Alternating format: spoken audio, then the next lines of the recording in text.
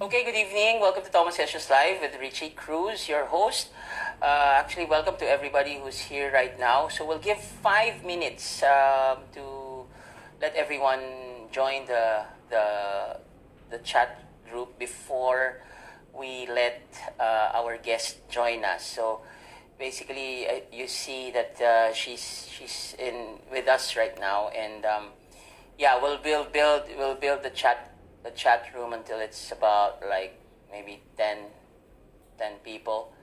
And for those who will miss this session, so we'll upload actually our session in YouTube. Please do not forget to subscribe in YouTube, Toma Sessions. Just search for that, and yeah, that will help us build more contents in the coming future. Okay, so shout out to our friends here, Willa Balio, and we have Engelbert, Go Marikina, we have Lee Baristender, Mel Rabanal. Okay, I hope Mark is going home in the next few weeks. So it's 8:55 right now. So actually, just a reminder. So we might get cut when this reaches an hour. So if that happens, so please stay tuned, because I will reset it and then we'll do a wrap up together with our guest. Okay, hi Lee.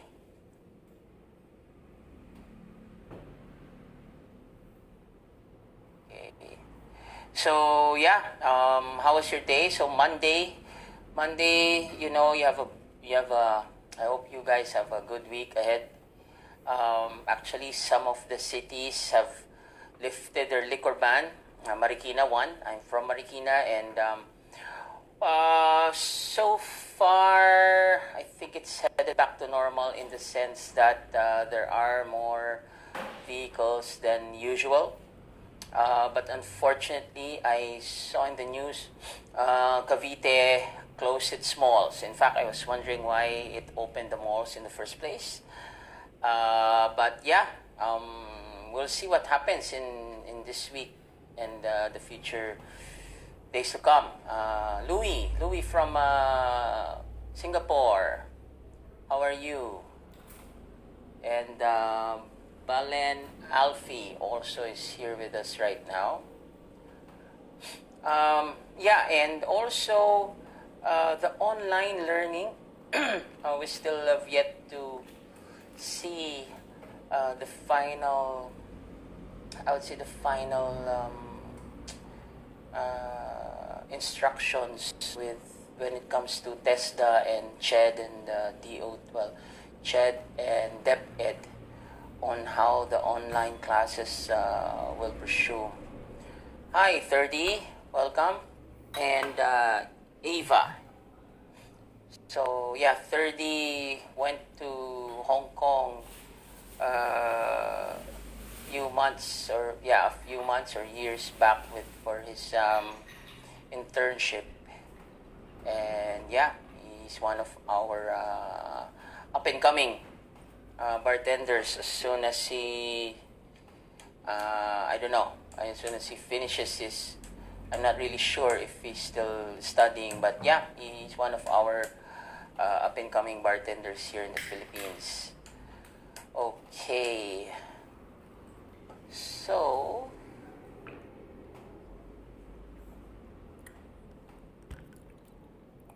all right, so again, good evening, welcome to Toma Sessions Live with Richie, and we're very honored to have our guest right now. In fact,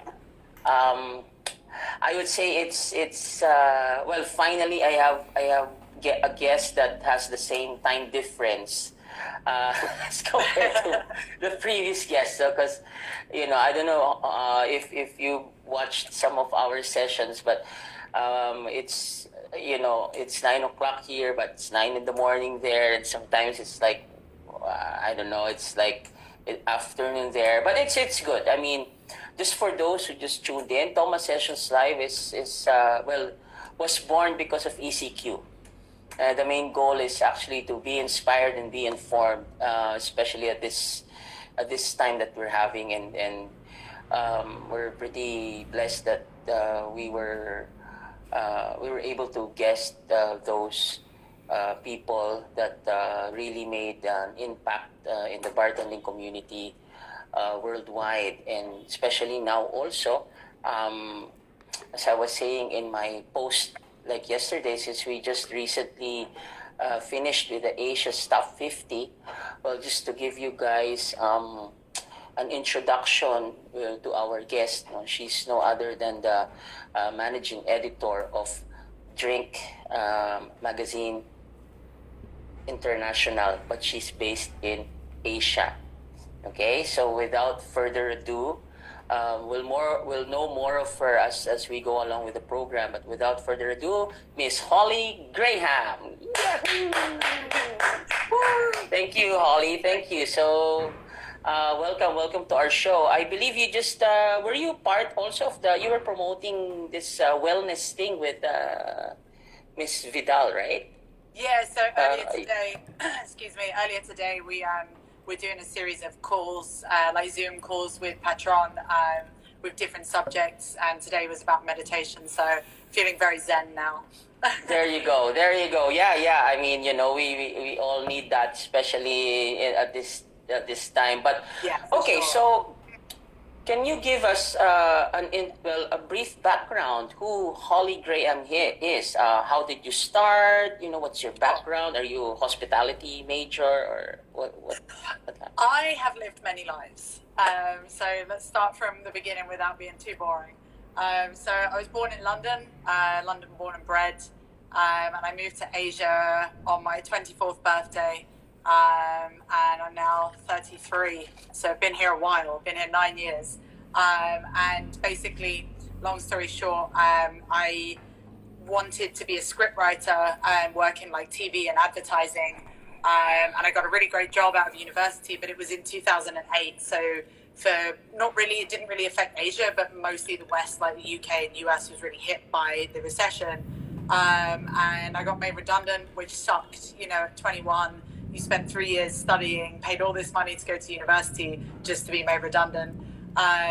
So I just thought, how the hell can I get out of here? So I got qualified to teach English as a second language, and don't ask me why, I just chose to move to rural Thailand. So for those who are familiar with Thailand, I moved to Lopburi, which is like 3 hours north of Bangkok, which then led me to teach in Seoul in South Korea. And then I moved here in Hong Kong, where I live now, and I feel like I'll probably be here for a long time because I love it. And now, I've lived here for 6 years. And basically, I started teaching here in my first year, and I realized that I don't like children. It took me 3 years to get there, but I realized it wasn't my calling. So I was really fortunate that I did a lot of freelance writing. And I applied for a job to be the food and drink editor of Time Out magazine. And somehow, by some miracle, I got the job. Was there for 3 or 4 years. And in my time there, I was fortunate enough to go to Shanghai with Beckley Franks of the Pontiac. She's my best friend, and it was my birthday, and she said, come with me. And I was at Union Trading Co. in Shanghai, which is owned by my boy Yao Lu. Yeah. Where I met Theo Watt, who is the founder of Drink Magazine, and very drunkenly I said to him, I love your magazine, and he was like, I need someone in Hong Kong to write for us. So I freelanced on and off for those guys, and then like 3 or 4 years down the line, there was a lot of changes at Time Out, and I left. It wasn't what I wanted to do anymore. I got really close to the bar industry, and I didn't like writing for the consumer side anymore, and I wanted to focus more on bars instead of just bars and restaurants, because restaurants were like 80% of the job. And then so I was lucky, but basically in this short time, that's how some of you know that I'm part of the Old Man family. And when I left Time Out, I was kind of a bit stuck. So I just happened to be drinking at the Old Man and was chatting to a gong, and I very cheekily said, you got any jobs going? And he was like, sure. Okay, when can you start? And I was like, tomorrow. So I worked there for nice. like I dabbled in hospitality at university, but that was my first go, and I just like my first real go in like a proper cocktail bar, and I absolutely loved it. Yeah, and then 6 weeks later, I was having Christmas in Japan and was really worried because I was like, I don't really have that much money. And was fortunate enough that Drink Magazine called me and said, do you want a job? And I was like, hell yeah, like it's my dream job. And yeah, how many years has it been now? 2.5 years later, I went from digital editor and now I'm the managing editor. So I manage the whole Asia region. So basically Drink started in China. So I manage everything outside of China, obviously including the Philippines. And yeah, it's been just incredible getting to know everyone. Somehow people give me guest shifts and I'm lucky enough to have been behind some amazing bars. Like, I don't know why they let me behind their bars, but they do. Some experts. Yeah, Nice. We are now in Hong Kong in a strange time. Yeah.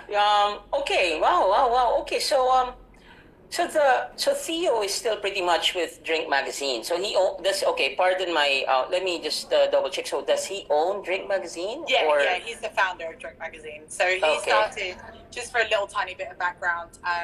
Drink Magazine was started 11 years ago in China. So Theo and his business partner Dan realized there was this huge niche in the industry, especially in China.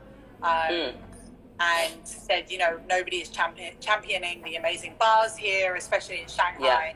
Yeah. So they started the platform. Well, actually, it was print magazine for a long time.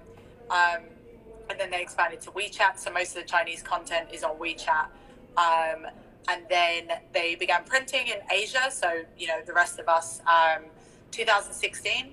And then it got to a point where, obviously print is, I hate to say print's dying, but print's dying. And so we moved online, which is also better because, our audience is bar owners, bartenders, and it's not like you guys are cracking out magazines behind the bar, Exactly, yeah.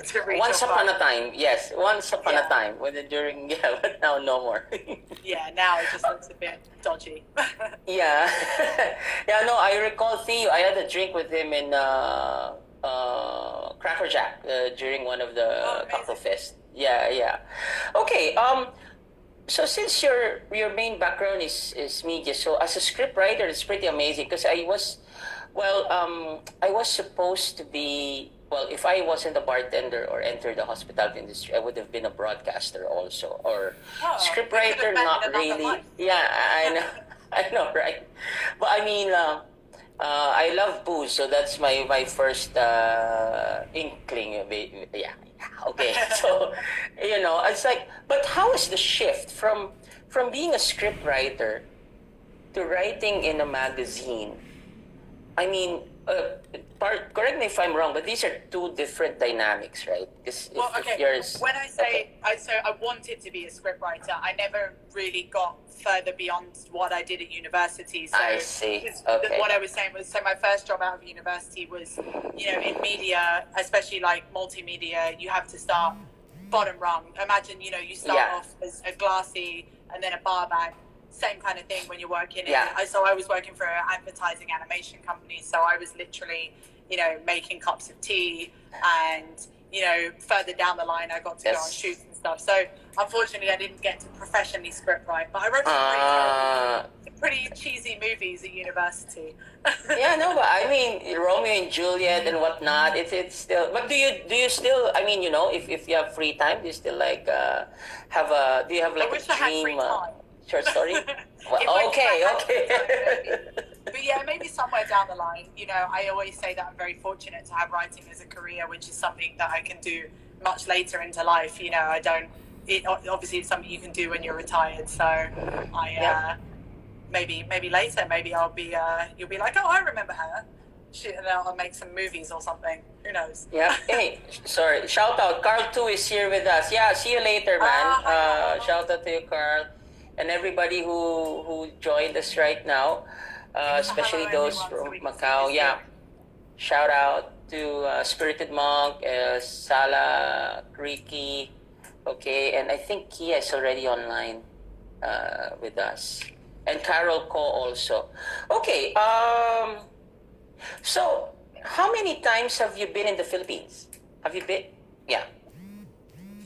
3 or 4 officially times. But Yeah, not for a while. So when I lived in Korea, like Philippines is, I'm sure you know, like really popular with Koreans because the English level is amazing in Philippines. So Yeah. a lot of Koreans actually go to Philippines to study English. Yeah. So yeah, I went there a few times for holiday. Obviously been to Manila, but not for a long time. So I haven't really managed to see the bar scene. But it's high on my list because it's only 90 minutes flight from here. Yeah. Yeah, and then obviously did all the beautiful stuff. Did a lot of Palawan. Oh, nice. Boracay, Okay. because Boracay is a tourist trap. Although I want to go back now because it's tidied up. But yeah, a few times, but not for a long time now. Hoping to make it over for David Ong's wedding if that can go ahead, which I really hope can. So hopefully I'll see you guys in November, but we'll see what happens. Yeah, we'll see what happens. All right. Okay. So in that aspect, let's say, okay, so we just finished moving forward to the Asia Top 50, right? So basically, congratulations, shout out again to Backroom and Curator for being on the list. But do you have, like, okay, so since you're based in Hong Kong, right? So who's or do you have like a Philippine attaché here to You mean scout? like a community? Yeah, no, but, well, because when you do like your, how do you call it? So that you still, even if you haven't been to the Philippines, you know what's going on, right? So who's like your attaché here, or who's like, feeding you? Yeah, obviously I would usually be fortunate enough to travel a lot and speak to people or meet people at like say Singapore Cocktail Festival and stuff like that. But when I can't make it around or I haven't been to a place in a while, there's a lot of people, Faye, who just said hi. So all the girls like Faye, Vanessa, Catherine, Speed Rap, yeah, like they're awesome. They're always keeping me up to date. Jess Constantino, David Hong, Jerickson, they're all really helpful. But of course, for everyone watching, like Philippines is still, I think, underrepresented, and I would like to, be able to talk about you guys more. So I'm always here, and I'm always happy to cover Philippines. But yeah, like I feel like I know a good bunch of people there. It actually started, I think the first bar that I wrote about was when Erwan opened the island. I don't know if that's still open. Yeah, it is. But that's when I started to get introduced to the community out there. And then like a few months later, David and I were on a discussion panel together as well. So just expanded my network from there and made some really good friends as well. And like you said, with Speed Rack as well, it was great to have Faye out. So yeah, I need to. Like I keep saying, I want to see more of you guys. Yeah. Oh, well, you should. Well, Ryan, shout out to Ryan, and then the Bitter Boss. Who else is here? Actually, the whole gang is here, I think. AJ. Rohan, not boarded me yet. He was listening to my last talk. Oh, okay. In fact, they hosted my last talk in India. Oh, okay. All right. So, it's good that you mentioned, because like most of the, well, how do you call it? If you haven't really been to Metro Manila, Philippines, so we're like in one big city, there are 13 different major cities. So it's quite. I mean, the traffic is one thing, and that could. I think that's most major cities in Southeast Asia, like Bangkok, Manila, KL, Ho Chi Minh. Yeah, exactly. But there's really a lot. I mean, you're always welcome. Yeah, Ryan and I live in the same city, but it's actually based in BGC now, wherein it's close to his workplace as well as the major bars. So yeah, well, looking forward to that. Just let us know if you're around, and then can catch up. Absolutely. Personally. You're gonna know when I'm coming. Exactly. All right. So another question. Why do you love? Okay, why did you fell in love with? Okay, originally you said Korea, then Thailand, then Hong Kong, right? You're based there now. Yeah. So why did you? What made Hong Kong let you stay put?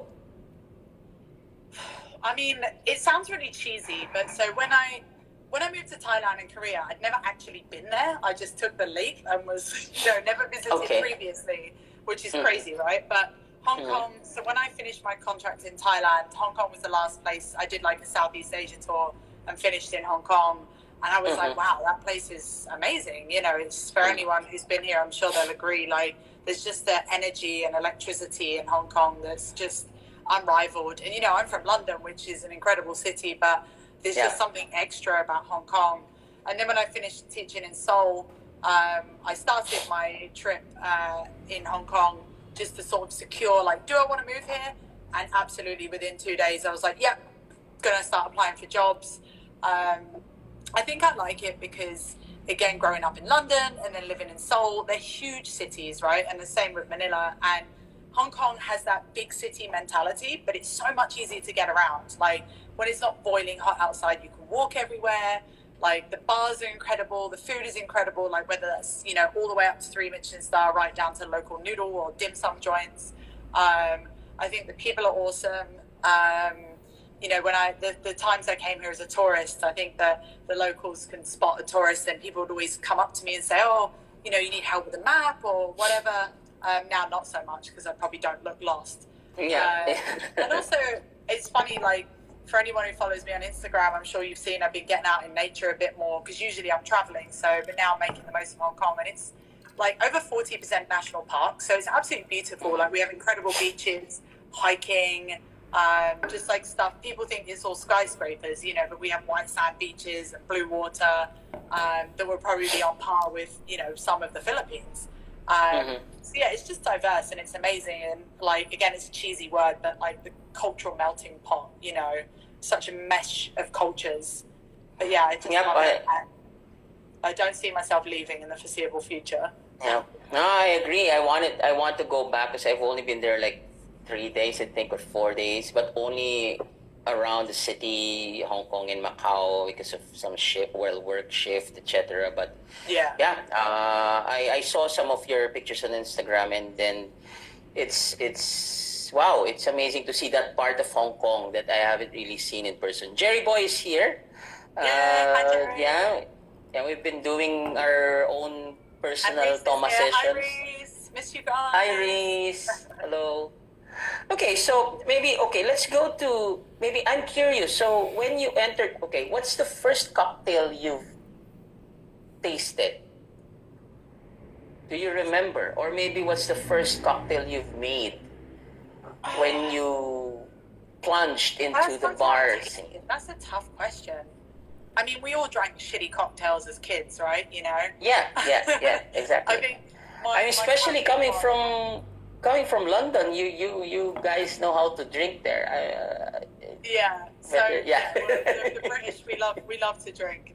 But I mean, God, it's awful. But like as a kid, well, I say a kid, but like, you know, as a young adult, we used to go to, anyone who's familiar with London would go to Be at One, which is, you know, it's a chain cocktail bar, but a lot of bartenders would have come up there. It's high volume. You learn all the classics. But I remember at the time, just before, when I started drinking, I was like hardcore dieting, but I still wanted to drink. So I would have a Long Island iced tea with Diet Coke. That was probably one of my first. The first drink I ever made was probably something, again, I can't remember, but maybe an old fashioned, I would say, probably because it's pretty simple but classic, you know. And I think a lot of people think that even though it's simple, those, you know, 3 ingredient cocktails are also really easy to mess up because they're all about balance. I don't profess to be a good cocktail maker now by any means, but I'll give it a good try. yeah, of course. So in that regard, what are your top 3 favorite cocktails? So this changes, but at the moment, when I say at the moment, I mean for like quite a while now, because I think that, you know, everyone's taste changes and matures as well. But I really love Gibson's, are probably like my number 1. Which you'd be really surprised, like a lot of people don't know what they are or know how to make them. And I'm a bit of a weirdo because, again, I think it's a British thing. I really love pickled onions, so I like my Gibson's kind of dirty, so I like probably about 15 ml of onion juice in it to make it like super oniony. Yes. No, I'm feeling. Yes. And you can't go wrong with just a nice crisp daiquiri as well. Probably with, you know, something like a little bit funky, like I really like a Talong Bay daiquiri at the moment because it's a bit more agricole. Okay. And then I'd say 3, like I flip between. I mean, obviously, The Sun Also Rises at the Old Man is one of my favorite cocktails of all time. Super biased, but yeah, when it comes to classics, I would probably say. Again, it changes, right? Because the weather in Hong Kong, it's hot most of the time, but we do have cooler winters and hotter summers. So in the winter, I will drink a lot more whiskey. But at the moment, when it's like 30 degrees, I just want to drink, plantation pineapple or Nice. and things like that. So it's seasonal, but Gibson is my number one. Okay. No, We I have feel the even. Speed Rack Asia in the house, guys. Summer Low, the winner of Speed Rack Asia 2019. Ah, nice. Hi. Shalom is also here. Buzz Summer. Hello, everyone again. Okay. How long were you able to keep abreast with the cocktail scene, especially when you're going to write about it? I mean, like you know what I mean? It's like it's a new territory. Yeah, like, okay, I'm pretty sure, like, even me, there's some terminologies I don't even know, like, okay, I'm talking to Agong, but there will be some terms, especially the highfalutin scientific terms that, okay, what the F are you talking about, but whatnot, but yeah, how were you able to catch up? Again, like, obviously, like everyone, there's stuff that, there's stuff that we specialize in or we know, like, maybe you're really good at something and I'm not, but I can teach you something. But I think I'm just really fortunate enough to be, most of my best friends and mentors and closest people are bartenders or have worked in the industry or are industry. One of them being Beckley Franks, who's just joined. Hi, so, Beckley. Beckley taught me a lot. My fiance, Tom Edgerton, if you're not familiar with him, he used to work at Potato Head, now he's with Proof. We're friends in Instagram and Facebook. Tom. And then Agum, obviously, but like we're complete nerds. Like, we live and breathe the industry. Literally, pretty much everyone around me is a bloody bartender. I write about it every day. I experience it almost every evening. I talk about it with my friends and my fiance. Like, and I think that's just the best way to learn is to listen and talk, and explore. I think there's lots of people. And not to sound critical, but there are lots of people in the industry who, they say, oh, I don't know this or I don't know that, but they don't really go out, they don't experience and they don't support as well. So you're only going to just be stuck in this little bubble. You need to travel, you need to go and see other people's bars and learn things, because, for example, you go to Quinnery and you're going to learn, crazy stuff like molecular mixology. Yeah, molecular, You go to the Old Man and you can learn about rotavat. And you go to the Pontiac and you learn how to smash cocktails out really fast and throw a party. You're going to learn something from everyone. Okay, all right. Oh, shout out to Drink Manila. So she's I don't know if that's IC or Christmas, but hi, Drink Manila. In fact, no, that's I agree 100%. In fact, the geek speak sometimes is it's pretty much it's because that's like, for example, if you go to Quinnery, I see how amazing their assembly line is. You know what I mean? They're pretty organized. Oh, they have a station dedicated to making their signature Grey Martini. Exactly, I saw that because I did the shift there, and then when I wasn't that busy anymore, I saw them make. One person does this, and then boom, dispatch. So, wow, pretty amazing. Yeah. Okay, so guys, by the way, you feel free to ask questions also. So at least if there's anything that you want to ask our guest, Holly Graham of Drink Magazine, please feel free.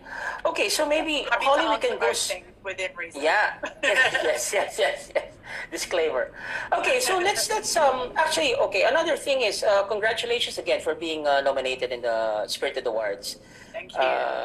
In fact, I don't know if you watched my episode with Caroline Rosen.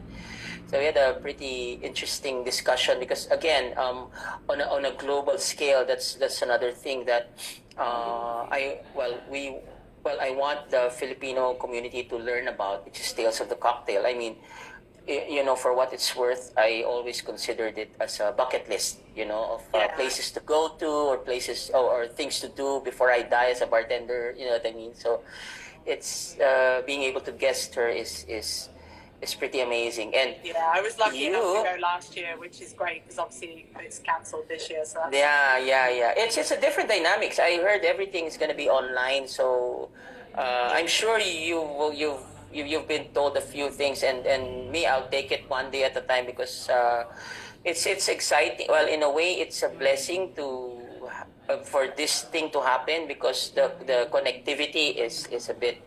It's more possible now to get connected. Yeah, absolutely. We wouldn't be sitting here doing this if we were all at Yeah, bars and things were normal, you know. exactly. So, okay, let's go now to Asia's Top 50. So, can you give us a little history? I mean, how did that start, and who were the proponents of it, and You're asking the what's the wrong main person. goal? I mean, although we cover it a lot, I don't. Yeah. I've got like closer to the team this year, but we're not really anything to do with them aside from just Okay. it's because it's the biggest award in Asia. We always will cover it.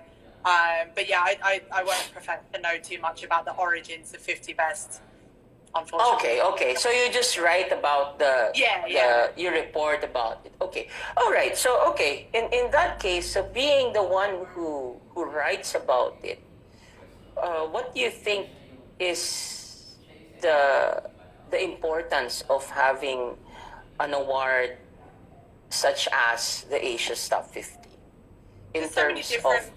of okay. There's so many different schools of thoughts, right? And I see both sides of them. I think that, especially, you and I touched on it earlier, a lot of, well, actually, no, I think that it was quite well received. And I know that 50 Best were really good at communicating with the industry to see if we felt it was appropriate as well. They didn't just blindly say, oh, look, all the bars are closed, let's just have our award ceremony and not give a shit what anyone thinks. Yeah. They did communicate with the industry, and I think the general consensus was,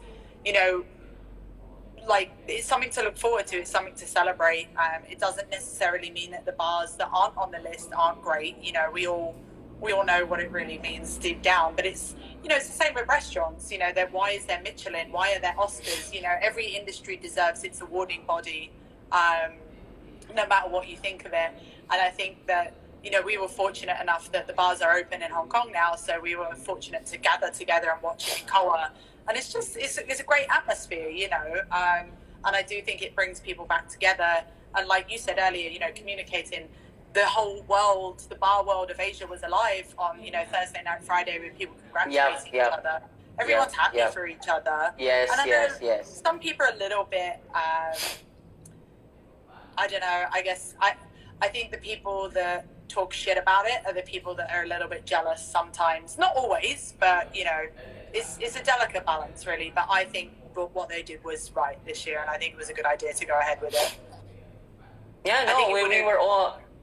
It would have seemed go bleak ahead. if they just cancelled it, Yeah, I mean, like, at this point in time, it's May, so I believe I would have just been back from Singapore from the cocktail fest, right? Yeah, our livers would be recovering by now. Exactly. We would be in rehab at this point. Yeah, there's something missing if that event didn't push through. You know what I mean? Yeah. And, so me, I'm happy. In fact, I got oriented with that concept of having Asia's Top 50. So it opens up. I mean, like what you said, it doesn't necessarily mean that if you don't make the list, then you're not a good bar anymore. But then again, it's a bucket list. It's something to aspire, and that's why I'm having this. So at least for all the listeners here, or Lennon Aguilar also joined us. He's the bar manager of Discovery Primea, so he handles 4 outlets there. You're pretty much welcome. He has a gin bar if you fancy gin, which I think you do occasionally. I think because I like you're in everything. I don't discriminate. Oh, there you go. And Darius is also another of our bartenders, but he's based in New Jersey right now. Oh, wow. There's a lot actually. Well, again, welcome guys for joining. Thanks very much for joining us. Okay, so let's ask. Okay, about the writing business. Do you have any how do you call this? Pet peeves? Like as a writer, as a columnist. So I'll tell you what. I've said this to lots of people. It's not so much a secret, but I think a lot of bartenders, and look, don't get me wrong, because I'm the other way around. I'm a writer who sometimes bartends, but a lot of bartenders fancy themselves as Hemingway. So they think, I'm going to write and drink and blah, blah, blah. And a lot of people will approach me and want to write. And maybe they don't have an idea and they want me to tell them an idea, but that's not how it works. You know, I've got plenty on my plate. So I don't like it when people come to me and say, I want to write for you. And I'm like, what about? And they're like, oh, I don't know. I thought you would tell me that. And I'm like, no, that's not how it works. Like, yes. When I was coming up as a writer, I never asked, oh, what should I write about? The whole point of being a journalist is being out there, sniffing out the story, there you go. Facts. Yep. So yeah, I'd probably say that's not just bartenders, that's anyone, who just kind of wants, you have to have the initiative, I guess is what I'm saying. But yeah, other than that, like, it's a pretty good job and I love it. Okay, so then let's go now to as a bartender or maybe a bar patron, okay, or bar guest. Do you have any like qualms or OCs when you go to a bar? Like, you know what I mean? In general, like, okay, let's skip this. I don't like it here anymore. Or, do you get that? Yeah, I think two things. One thing, when I'm a patron, we all, and I think everyone would agree with this and say this, like, if you go to a bar and it has fantastic drinks and hospitality and decor and vibe, that's what gets you on these lists. But if you go to a bar, and sure, maybe they have amazing cocktails and they're making them in these crazy ways and they're flavors that blow your mind, but when you leave, like, if the hospitality is shit, you're not going to remember the drinks. You remember the hospitality and the people. You could easily just go to a pub and have a beer, but if the hospitality is incredible, you're going to go back there. So shitty hospitality is my pet peeve. I'll never forget, without naming names, but I was lucky enough to go to BCB, I think it was end of 2018, and I went to a bar. I would just say a bar for now. Yes. It was on World's 50 Best. So I was super excited to go, and it was just one of the worst experiences I've ever had in a renowned bar, because the drinks were fine, but the service was extremely disinterested. It was rude. And it wasn't until they found out that I was friends with a gung that they paid me any attention, which I thought was just, I shouldn't have to be friends with someone. They should. Yeah, exactly. No, yeah. I think it's that kind of like, can't be asked, I'm better than you hospitality. Like, the definition of hospitality is to, like, wait on someone and take care of them. It's not, you're not better than them. But then, and so one of my peeves when I'm working is, again, lots of people here I'm sure know this, is when, especially as a woman, when, and it's usually men, I'm afraid, when men gender drinks. So, like, for example, in the Old Man, like, we had some pinky coloured drinks, which I remember serving it to a guy, and he was like, "Oh, I don't want that girly drink." And I was like, "What makes it girly?" And he was always, "Pink, isn't it?" And this is a hardcore drink with, like, a lot of mezcal in it. It's punchy. And I just responded to him and I said, "Sorry, sir, we don't gender our drinks here." No, I get, that's cool. It's a whole thing that just needs to fucking stop. Like, stop gendering drinks. Exactly. Yeah. No, here, whatever they want. Yeah, the term ladies drink is the perfect example, right? Yeah. I mean, here, it's crazy. But it will take time, though. It will take time, really, because you can't really force people. It's a matter of opinion, but it's good that bartenders are proactive in educating guests about ungendering the drinks, so to say. Yeah. Okay. Because it just causes so many other problems, like exactly. Someone, Lennon here has asked about, he just said, do you have any advice on how women can level up? And, there you go. When we stop gendering, if we keep gendering drinks, it's not going to help female bartenders progress. And all I can say to that question is, you just got to keep going and show them that you're a badass. And exactly. Maybe enter some competitions, do things like speed rack, and build a community with other women, because I actually think that female bartenders, men are super supportive, obviously your colleagues, but women bartenders are absolutely great at like bringing each other up as well. So yeah, I would just say, you know, keep championing those women. Make sure that, you know, especially if you're a bar owner, or, you know, if you're working with a female, it tends to happen quite a lot, and it's happened to me that men will go to the male server because they don't think women can make good drinks. So it's also up to male bartenders to help educate consumers as well. Yes, so that would be my advice on that one. Yeah. No, yeah, okay, Lennon. So you heard it straight from Holly. But yeah, in fact, I'm happy also with how our bartending scene is shaping up. We have a lot of women who are stepping up. Great women in Philippines, There's yeah. an awesome community So out there.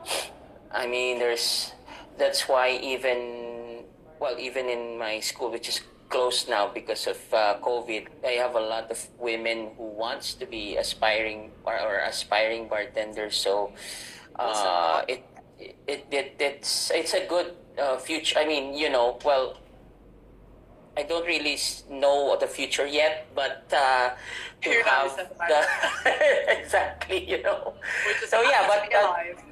exactly. So, but it keeps us going to have a level playing field. I mean, you know, and the women here are pretty involved. In fact, well, Faye and the rest, Vanessa, Kath, I think they already have 3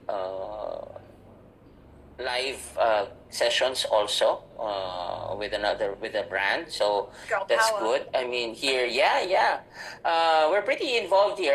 I'm pretty sure you see in Facebook, we're everywhere. Each one has its own platform, and which keeps everybody, you know, informed and maybe sane at some point. Yeah.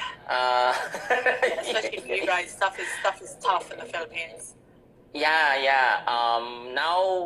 Now liquor ban has been lifted in some cities, but then again, there are some cities who are reverting back because there might, there were some, how do you call it, spikes again. So, you know, so we'll see one day at a time. Okay, so moving on.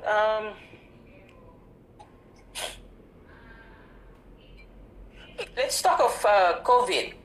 So, with the COVID situation, like right now, where are you now? Where is Hong Kong right now? Hong Kong is in a really good place, but we're in a delicate place. So I don't know how much everyone's followed the news, but we have around 1,052 cases, I think. To be honest, most of those are not active anymore. You know, obviously that's total cases, but those people gradually recover because, you know, what with a border with mainland China, we were one of the first countries to be hit. So we have been dealing with this since, I think January 23rd was the first case. And the great thing about Hong Kong, the good thing and a bad thing, is that Hong Kong went through SARS in 2003.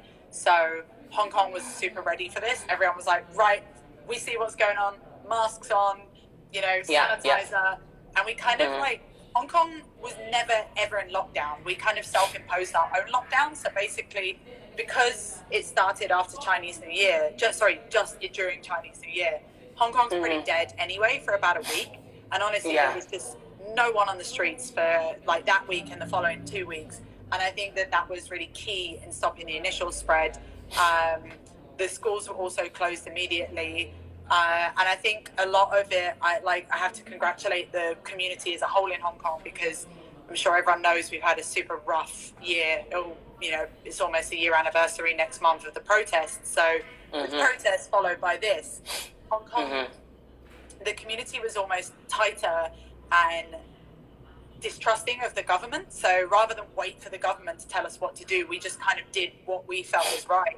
And it worked out in the end. You know, and obviously we're fortunate that we do have a really great healthcare system, and we've also like implemented the border controls and blah blah blah. But anyway, point is that bars were closed for 5 weeks because there was a cluster in one of the bars in Lan Kwai Fong, and then so they closed for 5 weeks and then they reopened last Friday.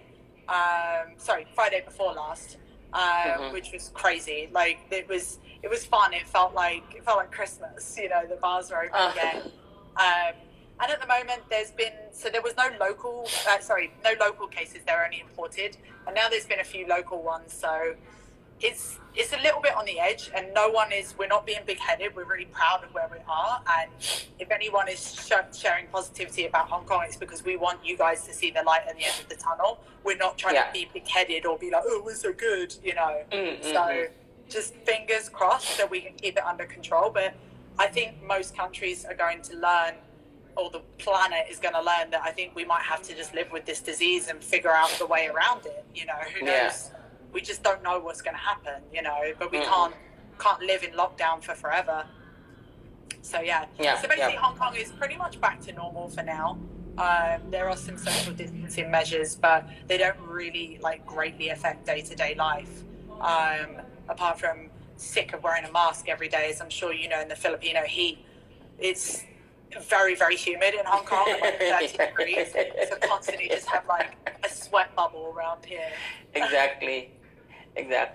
So okay, but how does that social distancing in bars implemented literally, considering the floor area of each bar is not quite big? Well, so when it was before the bars were actually closed, the government did implement social distancing, and then they reverse engineered it, if that makes sense. So at the beginning, tables had to be 1.5 meters apart. Groups could be no bigger than 4, and obviously temperature checks at the door. Everyone had to wear a mask upon entry. It was a lot of bars just decided to close because, you know, that, as you said, they're so small. So if you have to slash your capacity by 50%, and it wasn't worth staying open. Exactly. Some bars, unfortunately, we have a good tracking system in Hong Kong, and some bars that had cases would close for 14 days so their staff could go through the incubation period. So now it's kind of loose. There are social distancing measures, but you can have these panels now, you know, like a perspex panel. To separate guests, I don't really think it does much, but if it makes people feel safe, you know. But I think that, you know, slowly but surely we'll sort of trickle back into the way we were, you know. But, you know, if you go out on the streets, it's still pretty busy out there. But it's good to see, because Hong Kong has been a ghost town. You know, we've had no tourism, barely any tourism since the protests, 0 since now. So to see the community and people back out there is really nice and humbling. Yeah, no, I agree 100%. I mean, it's just that's just one thing that I keep on thinking. I mean, with the square foot or the space that Hong Kong has per bar, I mean, how will social distancing take effect, and how strict will it's it the be most physically impossible city to social distance. exactly. You know, especially in the busy bar streets. You know, so. Yeah. But I mean, well, hopefully we can also be open, but we're not yet sure because there are some tests still. I mean, you know, in fact, even I don't know if you've heard the news about our crew members that are still on the ships near the pier, and they're still waiting for their results before they disembark. So, I mean, we need to, how do you call it, speed up the process of the testing. Okay, so guys, do you have any questions for Holly before we go to? We'll play a little game. It's called a fast talk. You know, we're on a. It's pretty easy. So if nobody's asking, okay, let's start. Just to answer, Dicky had a question there. Oh, Hartono. Okay, wait. Sorry, I missed that. He said. Renz has. Go ahead. DMBA. Go. I can't tell you too much, Dicky. But I can tell you that obviously, if hoping that everyone can travel, or at least some people can travel, that DMBA will be going ahead, and there'll be some changes. and there's lots of big plans. We're basically, DMBA always turns into like a mini cocktail festival, so we're actually hoping to make that a bit more official, and have a lot more pop-ups. But I don't know how much I'm allowed to tell you, but it is planning to go ahead at the end of November, so fingers crossed that everyone can travel. And if you haven't been to DMBA, I'm very biased. I recommend that you come, because it's fantastic. It's really good. Okay. Is it free for everyone, or is it by invite? Unfortunately, it's ticketed, but if you can't go to the actual awards, it's just a good time to be in Shanghai, because much like Singapore Cocktail Festival, it's like, lots of guest shifts, and we're planning to have a cocktail street and stuff like that. So watch this space. Okay. Cool. Okay, we have a question here by Renz. Hi, Holly. A lot of us really admire your work, but is there a chance, or was there an instance where someone was against what you written and did something crazy? That's a good question. So, how did you deal with it? Yeah, because, writer... You know what? Fortunately, at Drink Magazine, that's never really happened. I think because it's not so much opinion work. Like, I do write some opinion pieces, obviously, but, to go back to your earlier phrase, like, it's a lot of geek speak. We fact check as much as possible. We gather information from everyone. So fortunately, I haven't had that happen too much. Not that I remember on Drink Magazine.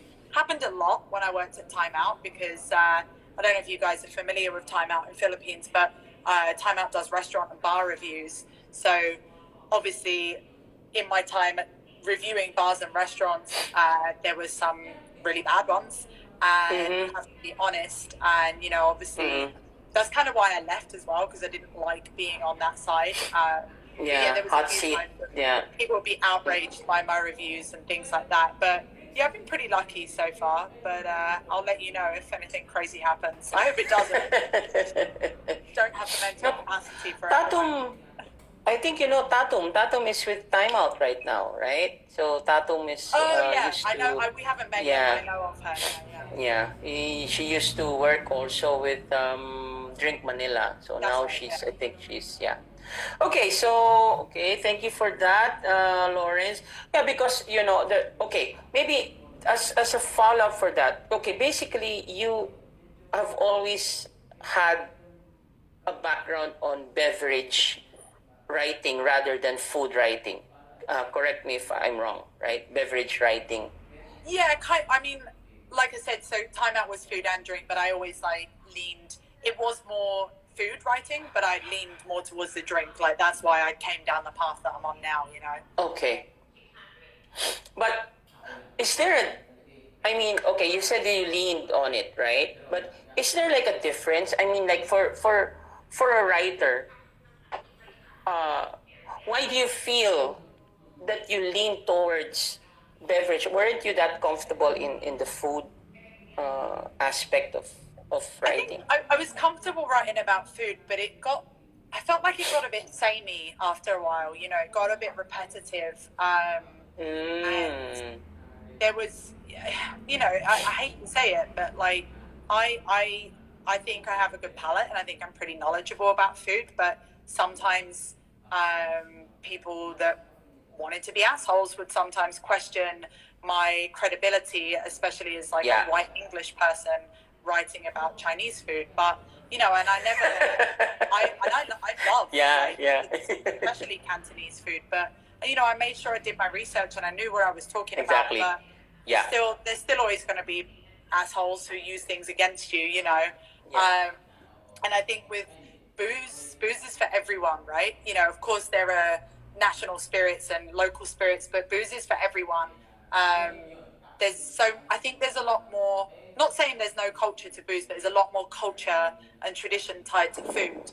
Whereas with alcohol, everyone can enjoy it. It brings people together. It's not as divisive, So when you're talking about these things, obviously, you might like scotch and I like tequila or whatever, but it's definitely more universal. And I think that's what I like talking about. And it's just awesome and nerdy as well. That's what I like. Okay. Well, on that note, I think let's play because it's 9. Well, we have 9 minutes before we get cut off. So let's do the fast talk. So I'll ask you 2 questions. You just need to choose A or B. Okay. So let's do it. do Number it. 1, pen or laptop? Laptop. Okay. Noodles or rice? Noodles. All the time. Beer or wine? Wine. Okay. In that aspect, red or white? Oh, depends. It depends on the mood or the food or whatever. Okay. So Okay. at the moment, white. Okay. All right. Coffee or tea? Coffee.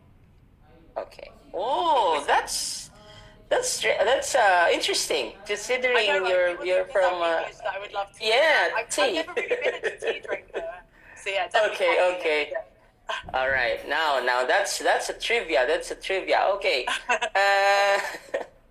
Cold or warm? Warm. Okay. Again, weird for a British person, right? Yeah, exactly. Exactly. Now I'm learning about you as we go along. Jazz or pop? Depends on the mood, but probably pop. Okay. Shaken or stirred? Both. Don't make me choose. Okay. Garnish, no garnish? Oh, that's a tough one. I would say no garnish unless the garnish brings something to the drink. Okay. Sorry, Plane I know or I'm train? giving you one word answers. But No. It's cool. In fact, okay.